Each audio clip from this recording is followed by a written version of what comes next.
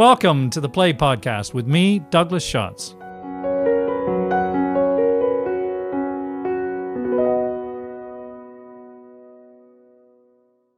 Hello, and welcome to episode 68 of the Play Podcast, where we explore the greatest new and classic plays.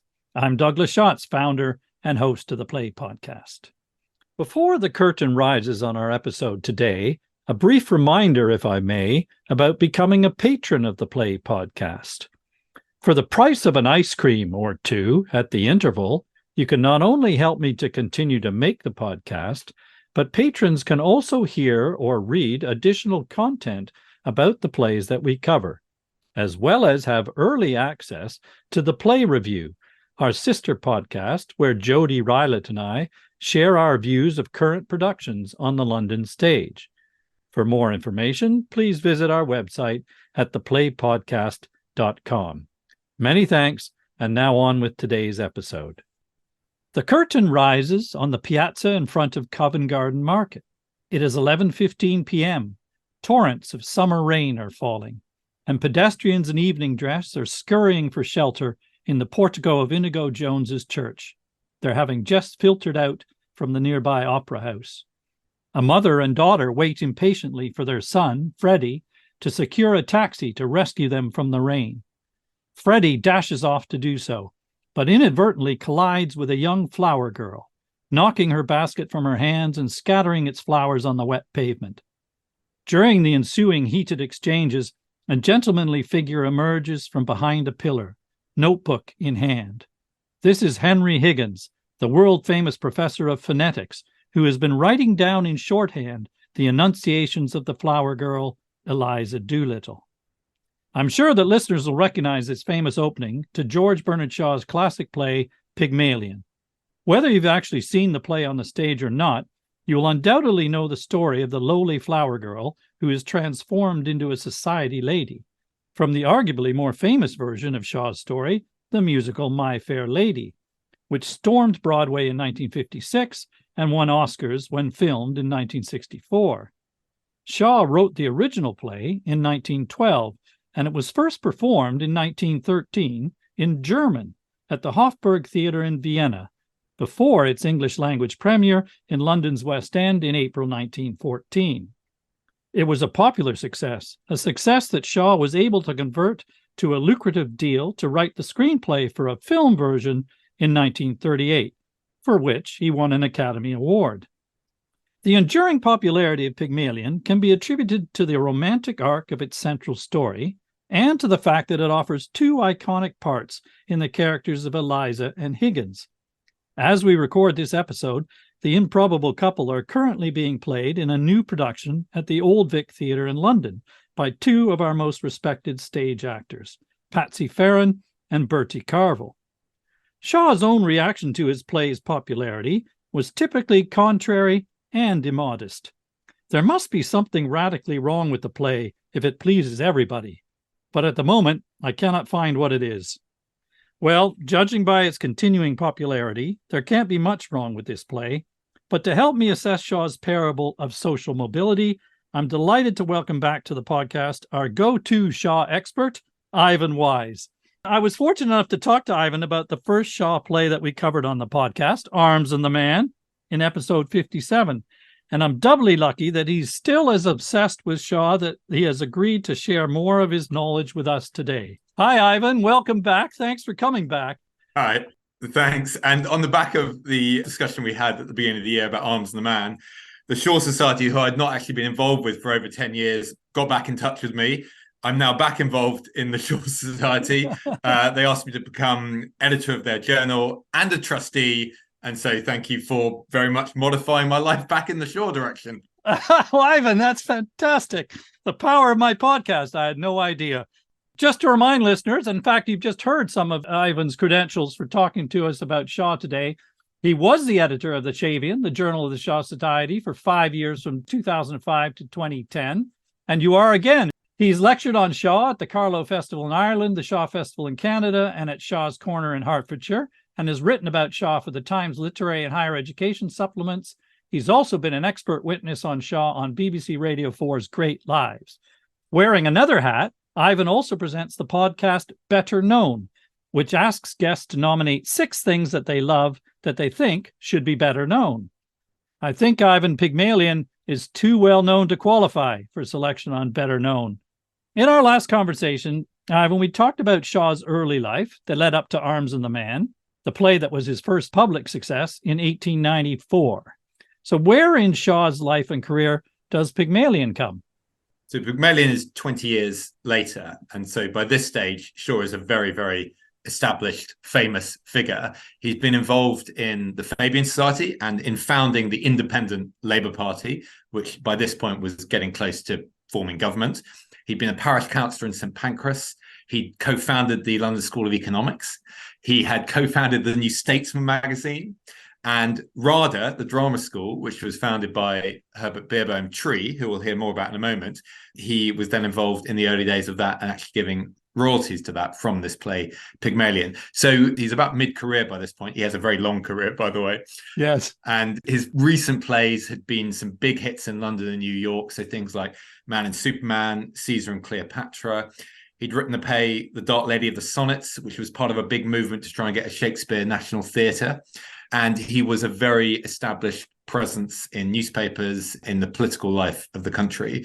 So yes, this is now established Shaw, but actually over several years, his plays had been playing at the Royal Court in London, but Pygmalion was the first time that he'd had a really big hit in the West End. So although he was very established, actually Pygmalion was another breakthrough of sorts for him.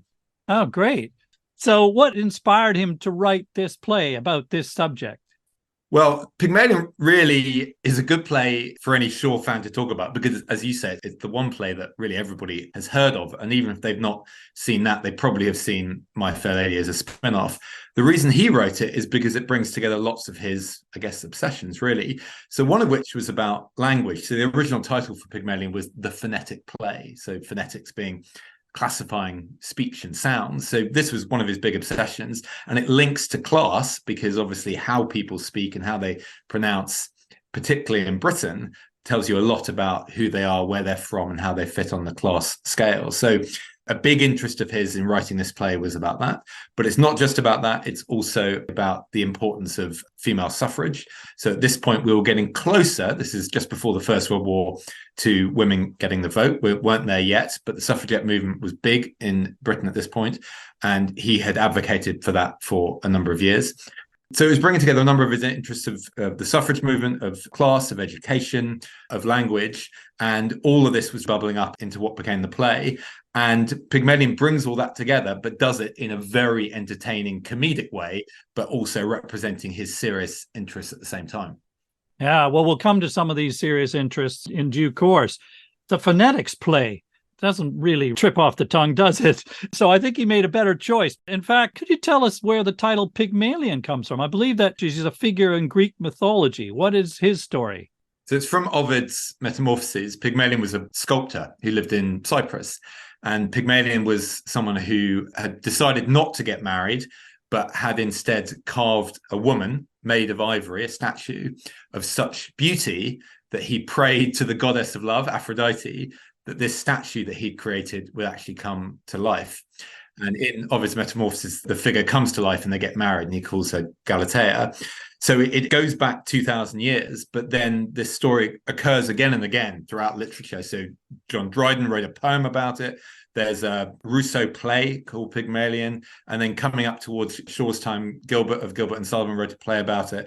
So it was a story that was kind of fairly well known. And actually, there's another angle on it, which is Tobias Smollett, who wrote a novel in the 18th century called Peregrine Pickle, which is all about a man who brings home a very poor girl and tidies her up and teaches her to speak in a different way and takes her out into society, which all works out well until she spots somebody cheating at cards and then starts swearing and shouting at them.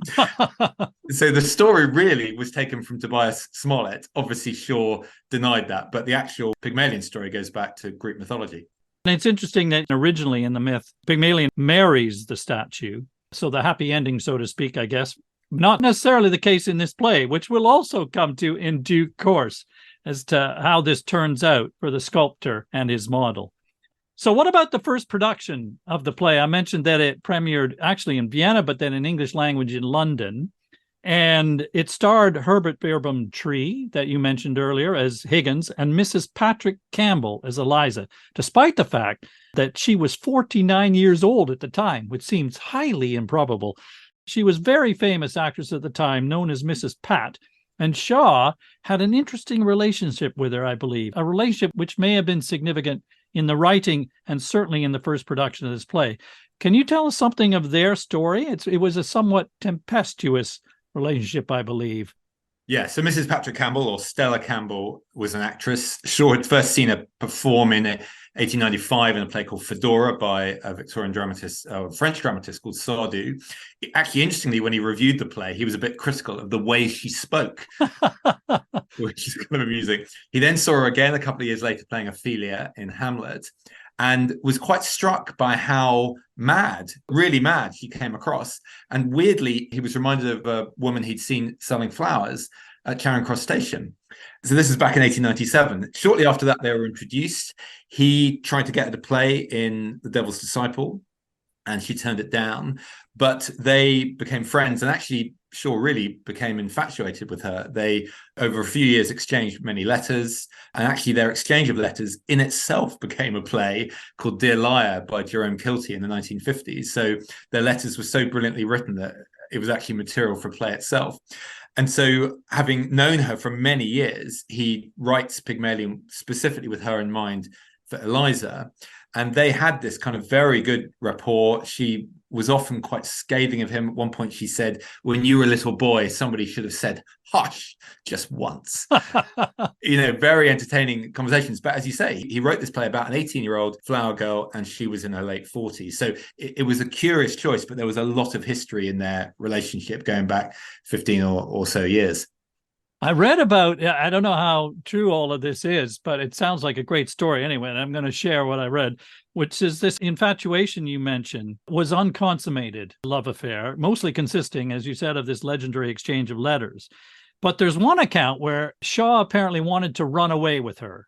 She had taken herself off to the Guildford Hotel in Sandwich in Kent, and he took off after her. And then she fled because she said basically it would ruin both of our lives. And her quote was, I had to behave like a man, a gentleman, and do the right thing. And he wrote a raging letter to her, obviously hurting at her betrayal. You have wounded my vanity, an inconceivable audacity, an unpardonable crime.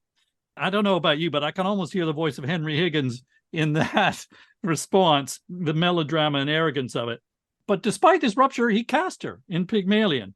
And I wonder how the rehearsals then went. How did the process go? Because this is very shortly before he cast her. She breaks off this so-called love affair. Yeah, I mean, the rehearsals were just hilarious. I mean, as you say, firstly, it had been performed in Vienna and Berlin beforehand, which is kind of unusual for an English language play. He cast Herbert Beerbohm Tree as Henry Higgins. So Max Beerbohm was Shaw's successor as a drama reviewer for the Saturday Review. Shaw decides he's got some very specific ideas of how Pygmalion should be performed. So he goes to all the rehearsals. But in a classic case of Too Many Cooks, Shaw already comes to the rehearsals with very fixed ideas on acting. And he once did a paper which was called Acting by One Who Does Not Believe in It, where he basically said that he thought acting was shamming and a waste of time.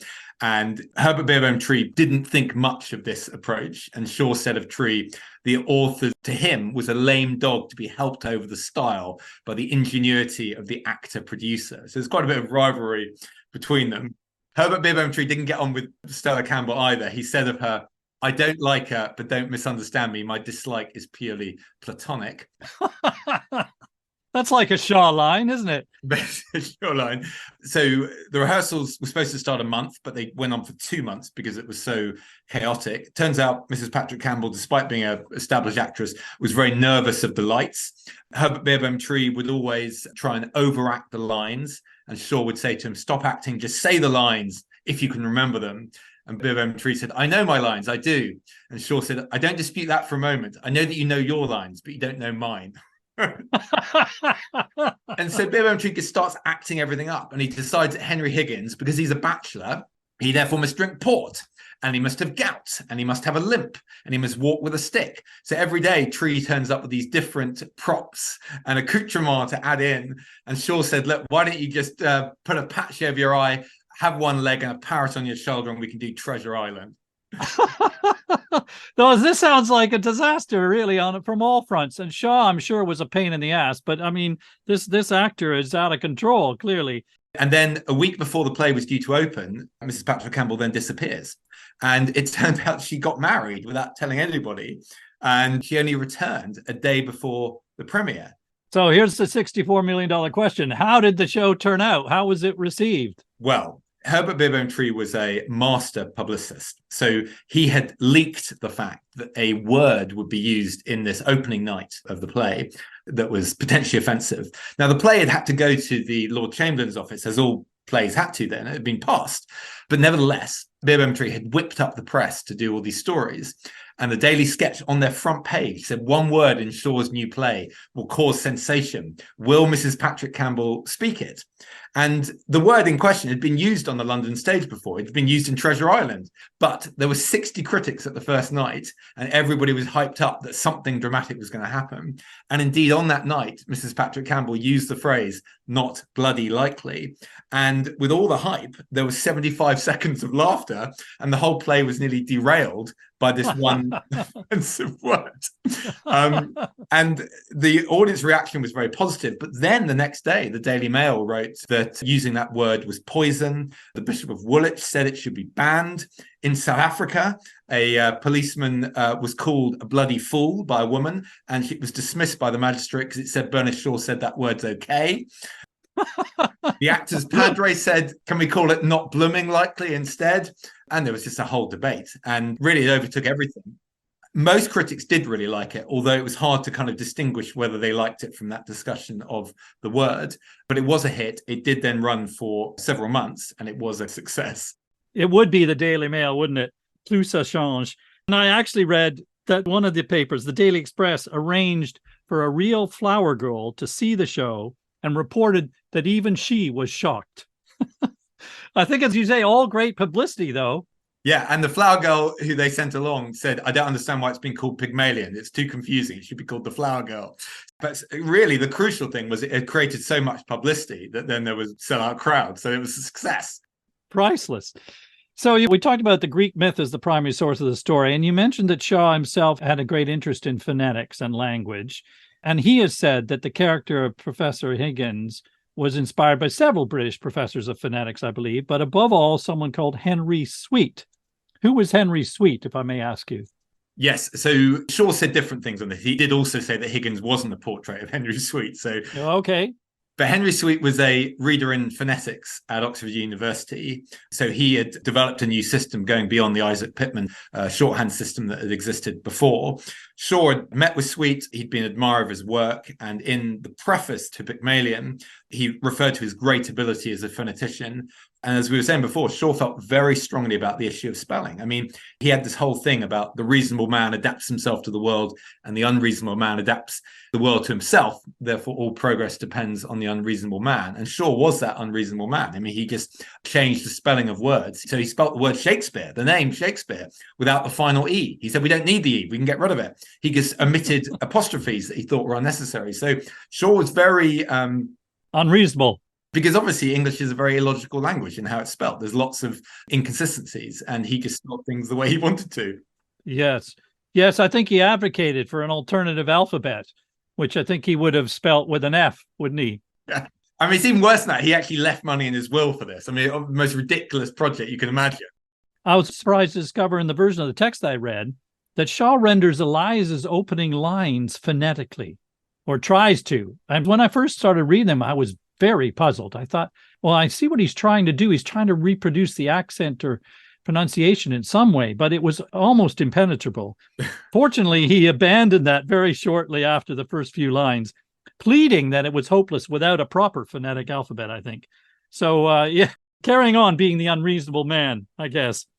Given the popularity of My Fair Lady, it's unlikely that listeners will be unfamiliar with the plot of Pygmalion, Ivan, but for the very few who have somehow missed seeing the musical or the play, perhaps we could give the briefest summary of what actually happens in this story after their meeting in the churchyard there in Covent Garden. So the very brief summary is Henry Higgins bets his friend, Colonel Pickering, that he can transform this flower girl, Eliza Doolittle, in 6 months, teach her to speak properly, and then pass her off as a duchess at an ambassador's garden party. So the setup is basically a bet. Can he turn this person, teach her to speak in a certain way, and convince everybody that she is somebody who she's not?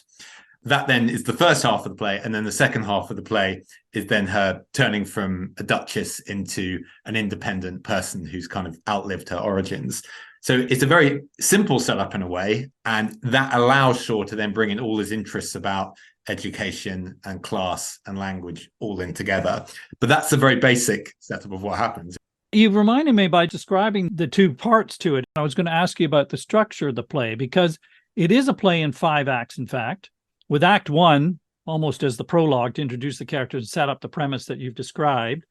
But then the interesting part about it is that Eliza actually wins this bet and passes the test as the Duchess at the ambassador's garden party at the end of Act 3.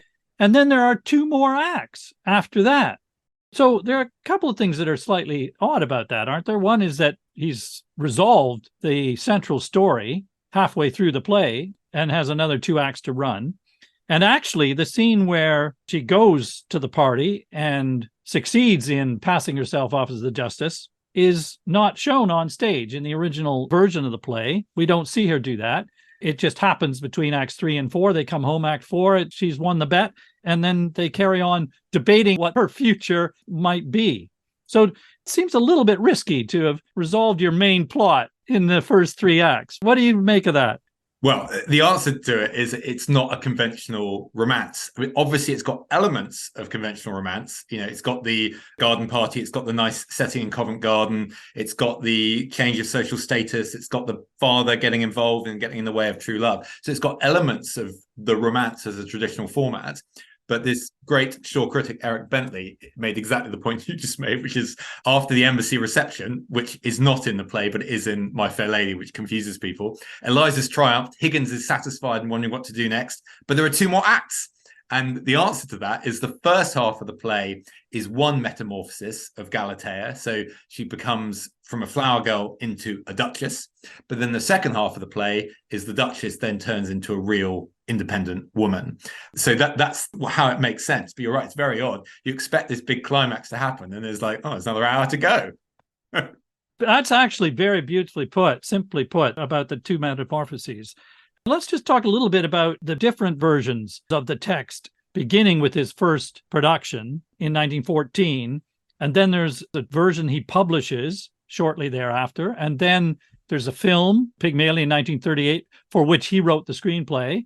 And then, of course, there's My Fair Lady, which he had nothing to do with, all of which have variations of what's in this play. Is there a definitive version? And what is the history of these things? What's changed between them?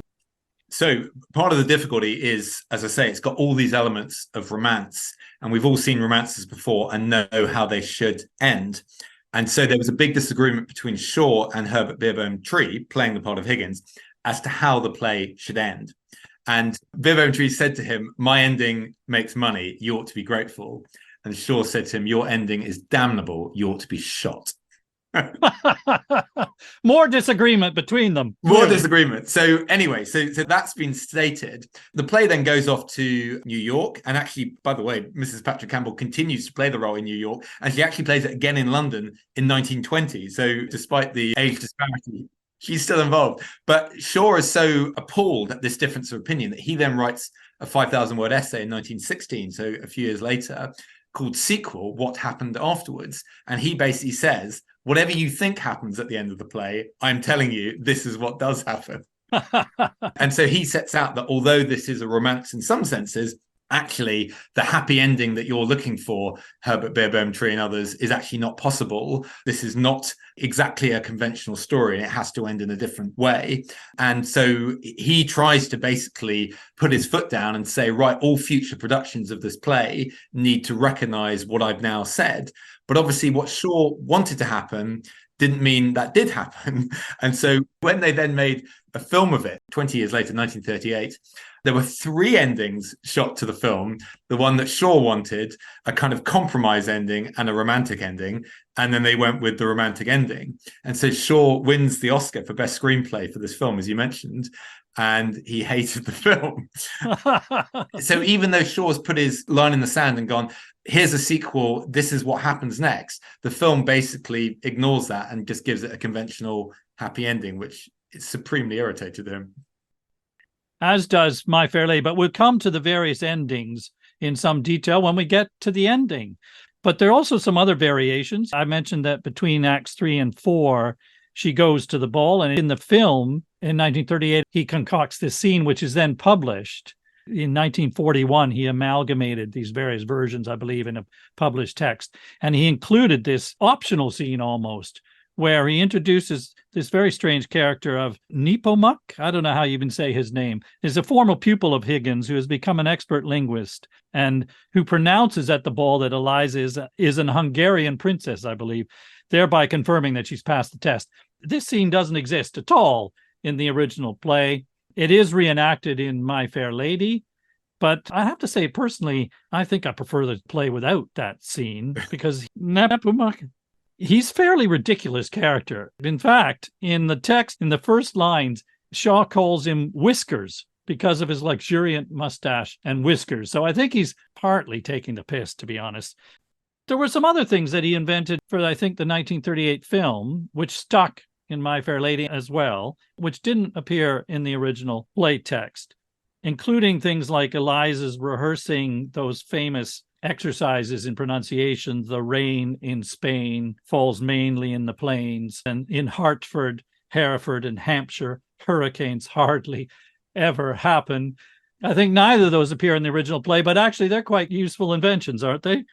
Well, they are. And that's even before you get onto the whole issue of music, because the play we talked about last time, Arms and the Man, did have a musical version of Chocolate Soldier by Oscar Strauss, which Shaw had not liked and said that he would sue for copyright if anybody mentioned any link back to him.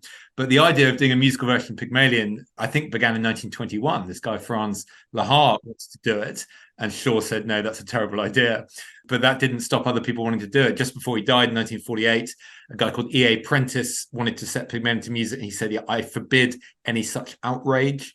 And somebody said, you know, who would you like to have compose the music if you were having a musical? And he said he'd like Mozart to do it.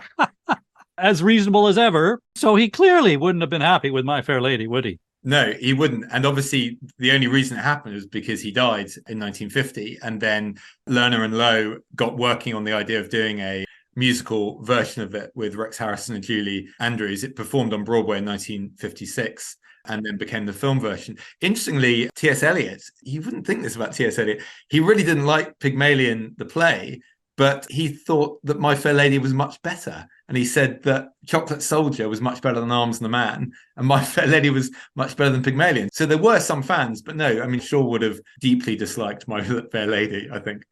That's the T.S. Eliot of cats, I think, rather than The Wasteland. Exactly. Let's talk a little bit about the characters. So we have this central duo of Eliza and Higgins. The stage directions described Eliza as perhaps 18 or 20, notwithstanding Mrs. Patrick Campbell. Mrs. Pierce, Higgins' housekeeper, describes her as a common girl, very common indeed. I don't think we use that adjective so much anymore. It doesn't just mean that there were a great many like her, though there probably were, but it also carried, I think, some disparaging judgment with it. But her journey as a character is fascinating and beautifully drawn in both the two phases of her metamorphosis. Higgins says at one point, he takes a human being and changes her into quite a different human being by creating a new speech for her. So he's done more, I think, than just alter the way she speaks, hasn't he? Yeah, exactly. I mean, that's ostensibly what the play is about, teaching somebody who is a Cockney how to speak in received pronunciation accent.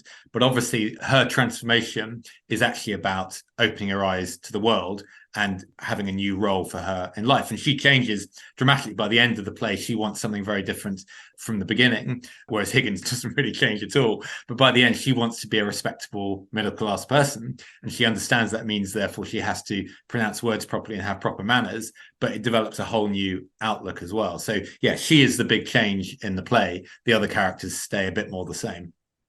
It's interesting that change you see as it's performed. We see initially her unruly energy and charm as the flower girl, but then as she's trained, she becomes a more poised character. And in fact, also, she seems to mature, I think, in some ways. She always has this steely determination. But of course, there's the thorny fact of the parable of her transformation and social climb is in the fact she ends up caught in a no man's land between classes, doesn't she? She feels that she no longer belongs in the world she came from or wants to, and nor will she feel comfortable or welcome in the drawing rooms of Belgravia. Nothing can make me the same as those people, she says. And in practical terms, there's also the question, of course, how does she maintain herself to inhabit that middle-class world? As Mrs. Higgins perceptibly observes, Higgins has given her the manners and habits that disqualify a fine lady from earning her own living without giving her a fine lady's income, because she has no income of her own.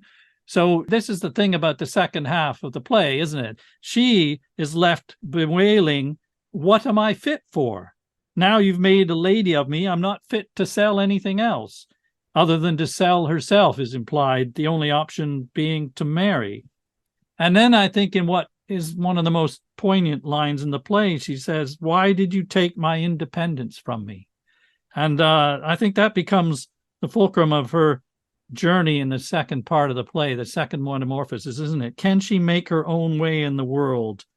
And that depends, I guess, on how we interpret the ending of the play, as we'll come to. There's more than one way to answer that question. It's a fascinating journey that she, as this individual character, goes on, both personally and as emblematic socially. Yeah, absolutely. And, she makes loads of very intelligent insights on this issue. So she says the difference between a flower girl and a duchess is not how she behaves, but how she's treated. And this is really the heart of Shaw's interest. She's obviously keen to change and to learn. She actually goes to Higgins's flat for lessons after they meet in Covent Garden. So, it's her determination from the beginning. But Shaw's view is almost, well, look, if this person's got the capability, why can't they just be transformed into something else? There's nothing inherent about class differences. It's all about artificial constructs anyway.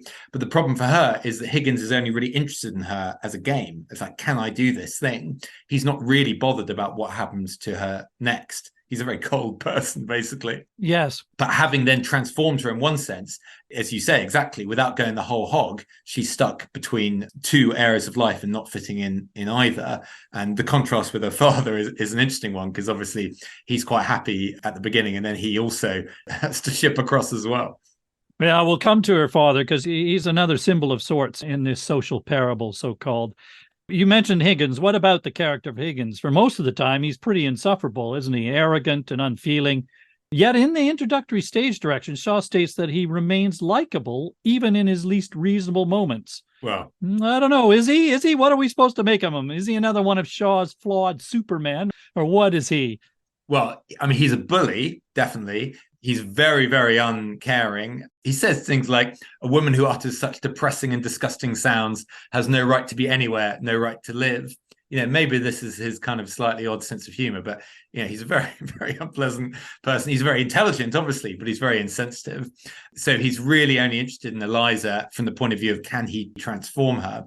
The fact that she might actually have feelings is not really something that actually occurs to him, and it requires his mother to actually point this out. And at one point, he calls his work with Eliza the most absorbing experiment I ever tackled. And that's how he perceives her. He sees her as an experiment rather than a real human being. So, no, I don't see him as likable at all, unfortunately. He's quite funny, but I wouldn't want to know him. Taken at face value, a lot of what he says is pretty objectionable, as you say. I mean, I don't know whether he just about gets away with it in some way, because he's somehow so detached. He's certainly not properly socialized. His mother comments on it, and he's pretty hopeless in any social situation. He has no patience for it. He's almost childish in ways. He's like a spoiled brat of sorts. The critic Desmond McCarthy said that actually he's not interesting as a professor of phonetics. He's interesting as an artist, that his character is a study of the creative temperament. So that might be why people give him a slightly free pass, because his childishness is kind of wrapped up in the fact that he's an artist. That was one defense anyway. I don't know, though. It's interesting. In the current Old Vic production, Bertie Carvel's interpretation, he comes across as very much an eccentric. We know he's pursuing his own agenda in life, ignoring any social obligations and generally unaware of feelings around him. But it's almost like he's, in the modern parlance, neurodiverse to a degree. Possibly this is overstating the interpretation, but he has little self-awareness and he pays no heed to some of these social niceties. I mean, even his mother is embarrassed by him, to be honest. Yes. And his lack of self-awareness, he's at one stage, he says that his housekeeper, Mrs. Pierce, thinks that he's an arbitrary, overbearing, bossing kind of person, which, of course, we've seen huge evidence of already. And he says, I can't account for that. I don't understand where she gets this idea from. But he's also supremely confident, not to say arrogant, utterly happy in his own company. As he says to Eliza, I can do without anybody. I have my own soul, my own spark of divine fire. Immodest, of course, supremely confident at the expense of others around him at times. What about the question of the relationship between Higgins and Eliza, in which many want to see romance? Yeah. I mean, Shaw thought that was ridiculous. You know, he said the boy, Higgins, does not get the girl. Why should he? What sort of romance could exist between this middle-aged tyrant and a girl half his age? Herbert Beerbohm Tree at the end started throwing a bouquet of flowers to Eliza to kind of imply a romantic ending. But Shaw thought that was ridiculous. You know, he's too old for her. She's not interested in being second fiddle to his study of phonetics. Having got her independence, she doesn't want to then bow down to him. And she doesn't want to be a rival to Mrs. Higgins, who obviously is a model mother. So for all those reasons, Shaw does not think they have any future together. As you mentioned, at least initially, she's simply the subject of his experiment. That's hardly what he's thinking about. Yeah. And in fact, in the play, there is no pretense that Higgins is interested in her. He's absolutely not interested in her in any sense, other than as an experiment. So I think it's just the conventional expectations that they would end up together. But as I say, in this postscript, Shaw makes a very clear case as to why she should end up with somebody else. You're right. I mean, Higgins' attitudes to women and marriage are defiantly negative throughout. Of course, he's a confirmed bachelor. And I think finally, it's Eliza who just says explicitly, I came to care for you, not to want you to make love to me, and not forgetting the difference between us, but more friendly-like. So it's explicit, isn't it, in Shaw's version? Yeah. That seems to be the most mature and truthful way to understand the relationship, rather than the romance that some want to impose on it. Yeah, and to quote the My Fair Lady song, Higgins' mindset is, why can't a woman be more like a man? And that's really how he thinks. Yes. Well, why don't we briefly just talk about some of the other minor characters in the play? Colonel Pickering, what do you think about Colonel Pickering? Well, Colonel Pickering acts to somewhat soften Higgins, doesn't he? Because he's actually a courteous and potentially pleasant person. He doesn't just see Eliza as a flower girl. He actually sees her as somebody who's deserves respect, and he actually sympathizes with her. So, you know, Pickering has a conscience, and to some extent that then softens the anti-conscience that Higgins provides. That's true. Yes, he has some empathy for Eliza. And Eliza, I think, literally says at some point that he offered an alternative model of good behavior compared to Higgins's boorishness, which she acknowledges. I always think that part is rather thankless, isn't it? It's like the dull and sensible Watson to Higgins's flamboyant Holmes to me somehow. Mrs. Higgins, Henry's mother, I think that, in fact, is a lovely little part. Yeah, absolutely. And, you know, she's a very gracious person. As I said, she's exasperated by her son. She basically identifies with Eliza. And if she's embarrassed by her son, then I think that tells you something. Yeah, well, she has his number, too. She's able to puncture his pomposity, and he becomes the scolded child. And she also has a calm and common sense worldview, as well as a reassuring empathy for Eliza, as you mentioned. Now, Alfred Doolittle, you mentioned Eliza's father. He's not only a great comic character, but also a spokesperson of sorts for one of the themes in the play. I've used the words social parable because Shaw's biographer, Michael Holroyd, used that phrase, describing the play as a comedy of manners and a parable of socialism. And the parable is enacted, I think we've already suggested, most obviously in the premise of Eliza being trained to move up the ladder of social class, but also in the views and the fate of her father, Alfred Doolittle, the dustman who reluctantly comes into money. Now, I wanted to ask you, what do you think Shaw is intending to say in his portrait of Alfred Doolittle, particularly when Doolittle expresses his regret at having inherited the money that he now has to abide by what he calls middle-class morality? What is this middle-class morality he keeps banging on about? Well, Alfred Doolittle is probably the funniest character if you don't take him too seriously. So he turns up and basically offers to sell his daughter. Yeah. And he then says that he's going to spend the money on a drunken binge. So he asks for £5. They're then so impressed by him, they offer him £10. And he says, well, I can't take £10 because I can't drink that much. Yes, and it would just get me worried about having too much money. I also love the line where he says, you're willing to sell your daughter for £5? And Pickering says, I assure there's no untoward intentions. And he said, well, if I thought there were, it would be £50, which suggests his morality at that point, in any case. So what about the middle class morality? Exactly. And the way this is funny rather than unpleasant is that he calls himself, I'm the undeserving poor. I'm going to waste my money. But they are then so impressed by him and his turn of phrase that Higgins then recommends him to this millionaire who then later leaves Arthur Doolittle a fortune. And so previously he's been able to behave completely as he wishes, but then suddenly he's given this fortune. And so at the end of the play, he is then, with this money, then forced to join the middle classes, which means taking on all the conventional behaviors like getting married, which he never bothered to do previously to Eliza's mother. So I think that's what the middle class morality is about, is that suddenly when you have some money, that gives you some responsibilities that you might find slightly irksome. And indeed he does. Yes, and play by some of the social rules of the middle classes, and even, God forbid, think of supporting others. Because, of course, he's been not much of a father to Eliza. There's a detail where we discover that Eliza was chucked out to make her own way by her sixth stepmother, which suggests that Alfred's rather fickle, and he's paid no attention to her in his life heretofore. So, yes, he was free to act without obligation or conscience, and now he assumes that he's not. I think what Shaw's on about here is that, he's very interested in class as a subject. And he's really putting forward that although there are many advantages of being middle class in that you have wealth and protection, there are also responsibilities that actually maybe aren't always positive. And Shaw had already written a play at this point called Getting Married about some of the advantages and disadvantages of marriage. So I think he was able, as an outsider from Ireland himself, from somebody whose parents had had a separation, that there were disadvantages to the middle class lifestyle. These themes in this play, he wrote in the preface that he was extremely happy about the successful play, both on stage and screen. But he thought what's interesting was it's so intensely and deliberately didactic that I delight in throwing it at the heads of the wiseacres who repeat the parrot cry that art should never be didactic. So what is he being didactic about? There's, I think, a big hint when he said somewhere else, it's impossible for an Englishman to open his mouth without making some other Englishman despise him. So obviously one of the themes is about being pigeonholed by the way we speak and the pernicious consequences of that. So I think it's something didactic about that theme in the play. Yeah, he thinks it's ridiculous. At the beginning, he's able to tell almost within a square mile which part of Edgware Road Eliza Doolittle is from. And there are lots of judgments that come from that, of knowing where somebody is from.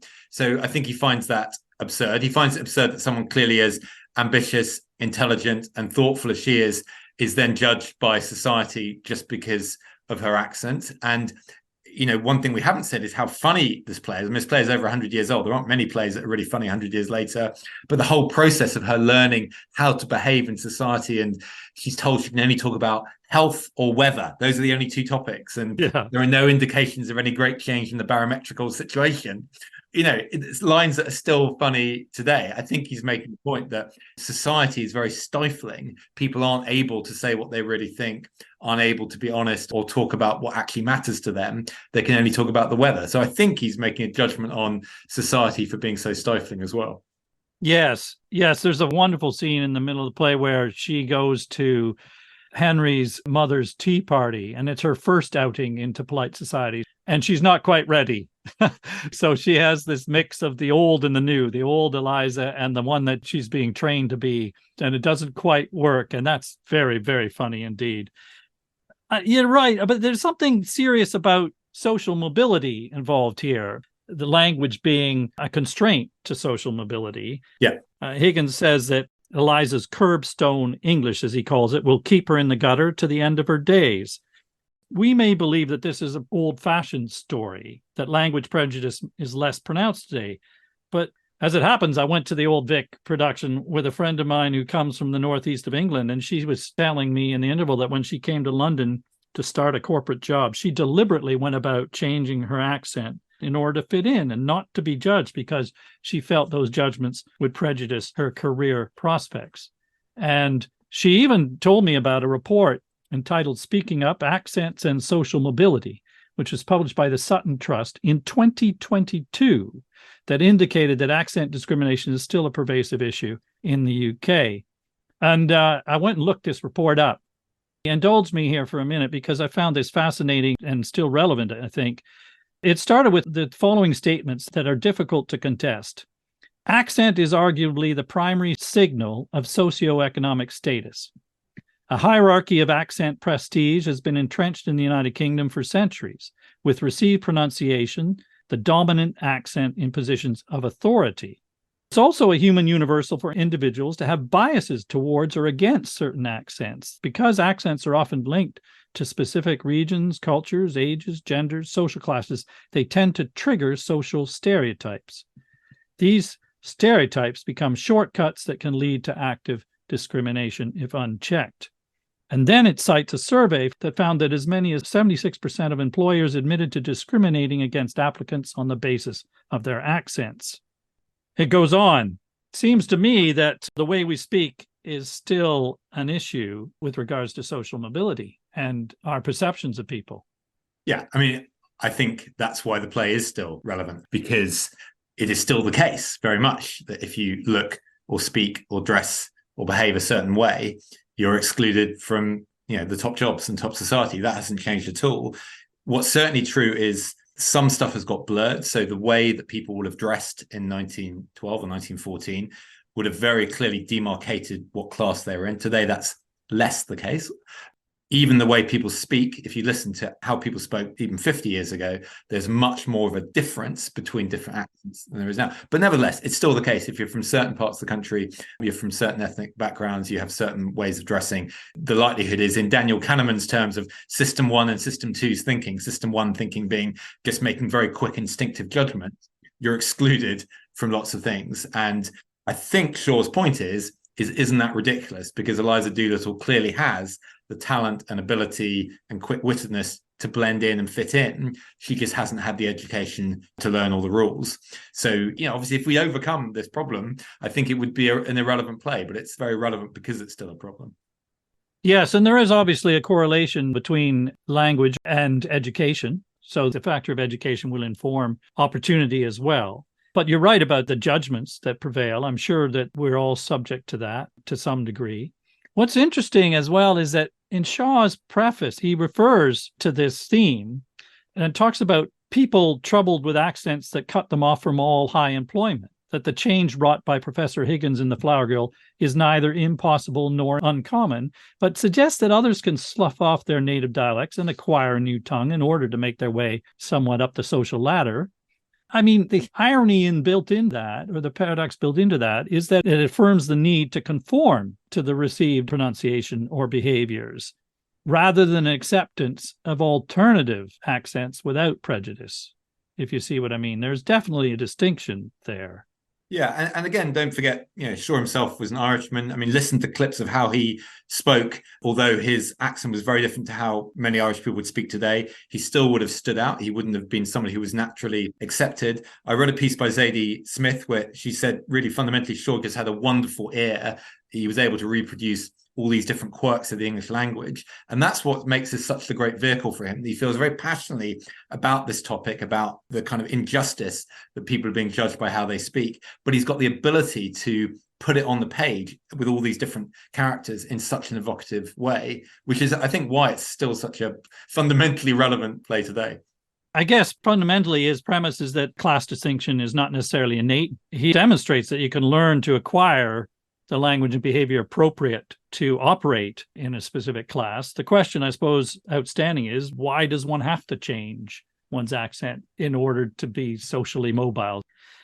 There's also another theme that I think you'll be familiar with many of his other plays, something about the individual vitality of a person versus the established social systems. I mean, even Higgins, possibly not as attractively, but I said earlier that he's an imperturbable eccentric who cares nothing for the social rules or expectations, but he does display an indefatigable energy in applying his intelligence to his own interests. And of course, Eliza is likewise, I think, portrayed as a force of nature of sorts who has this great spirit, even after being forcibly trained to behave in an established manner. So there is something in there, the contrast between these individuals who have such great vitality and the social norms. I mean, Shaw loved this whole concept of the life force, which was basically his stand-in for God and religion. And he liked to present characters who he thought had the life force, which basically meant they had the capacity to shape events. On one reading of this, I think Eliza is the one who's got the real vitality, because in the end, she's actually able to change with her circumstances and then improve herself, whereas Higgins is to some extent trapped by the system of his profession. But ultimately, this is about people who are able to shape events and triumph over circumstances. And that was a topic that comes into lots of his plays of this period. Yes, you're right. I think Eliza does come out ahead in that sense. This takes us towards the ending of the play, I think, finally, to the result of that 2 acts where they debate what the future of Eliza will be. And we see the various possible outcomes. And it also brings us back to those different versions of how does this finally play out. There are several endings in various versions of the play. In Ovid's version, the sculpture is turned into a living woman and he marries her, the romantic ending. So in the original ending, how does the first version of the play actually end that he wrote? Well, certainly the ending that he was ultimately happy with in the postscript was that Freddie and Eliza get married and set up a flower shop, which Colonel Pickering is enabled by basically funding it. So that's the ending that he actually wants. He thinks that Eliza, having got her awareness and independence, would want somebody who loves her for herself, and Freddie is the person who'll provide that. But because he doesn't have the ability to earn money, it needs Colonel Pickering to actually set them up to work in a flower shop. It's interesting that that's his preferred ending. I mean, it's a step further than the suggestion that Eliza's going to come back to Wimpole Street, where she has been living with Higgins and Pickering, and just pick up where they left off. I watched the film of My Fair Lady again, and that seems to me what it's suggesting. Eliza reappears at Wimpole Street, and the last shot is of Higgins sitting back in his chair and asking her where his slippers are, with a very self-satisfied look on his face, that all will carry on the same. Yeah, but I don't think Shaw wanted that, because ultimately what's she gone through all this education for, just to put up with being bullied by him? Yes, there's that she's just come back to that subservient role.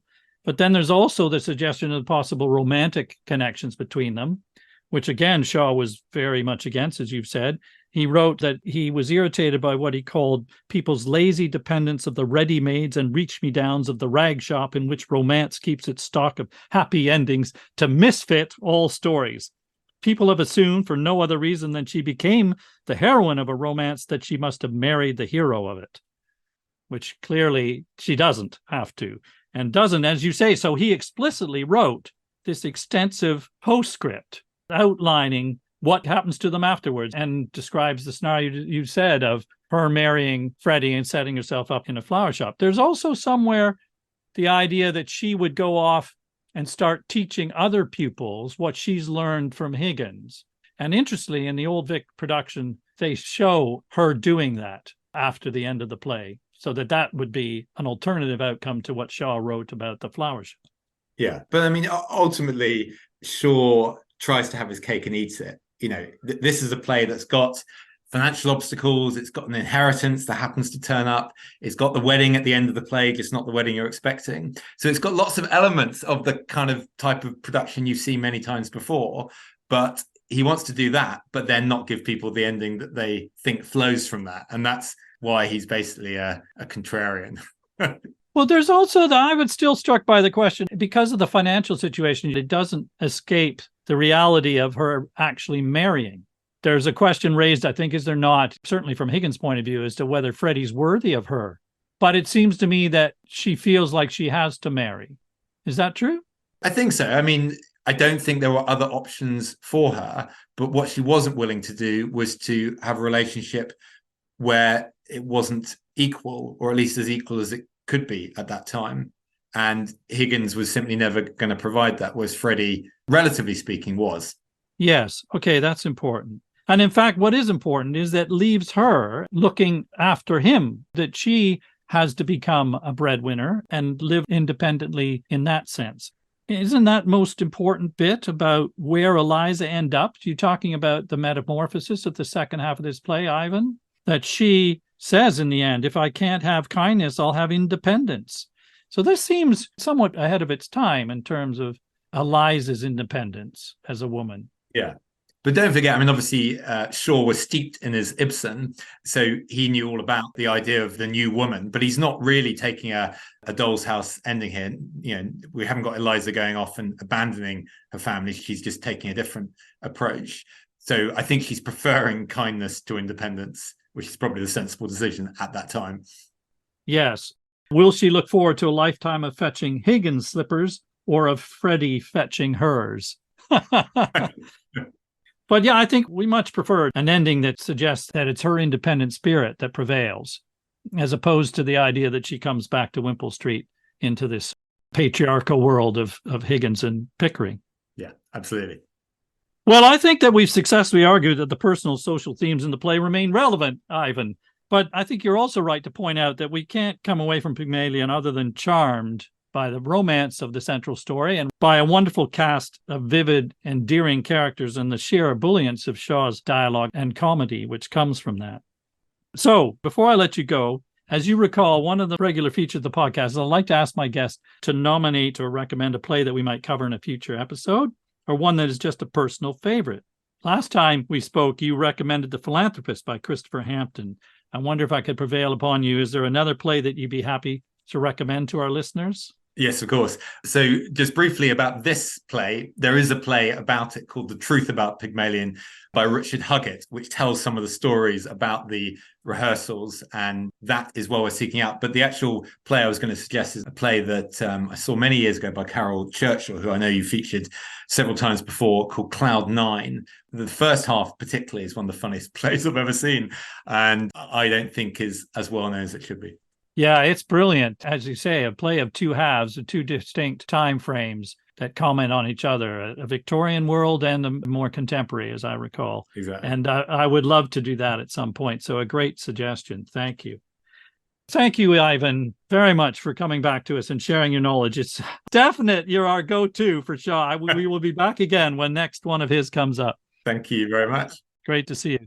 Before we bring the curtain down, just to say that the current production of Pygmalion at the Old Vic Theatre runs until the 28th of October, and you can listen to our review of the show in our sister podcast, The Play Review, where Jody Rylett and I share our personal views on current productions on the London stage. If you do get the chance to go, I'm sure that you'll not only be entertained, but also be reminded how relevant Shaw's play remains, as we've said. So as the curtain falls on the fiery debate between Eliza and Higgins, which paths their future takes is far from certain. The profound shape-shifting of Eliza's own identity and the complications of the emotional bond that has evolved between them prompt many possibilities. Will Eliza return to the subservient safety of Wimpole Street? Will she marry Freddie or anyone? Will she open a flower shop or start teaching others how to be a lady? I'm sure that Shaw would insist that whatever choices Eliza makes, they will be fueled by her own spark of divine fire. Thanks for listening. See you next time.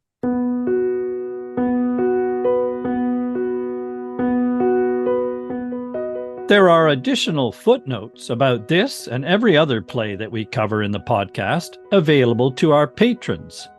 Patrons also enjoy early access to our sister podcast, The Play Review, in which Jody Rylett and I share our views on current productions on the London stage. To become a patron, please visit our website at theplaypodcast.com. And don't forget to follow us wherever you listen to podcasts so as not to miss an episode. Thank you again for listening. See you next time.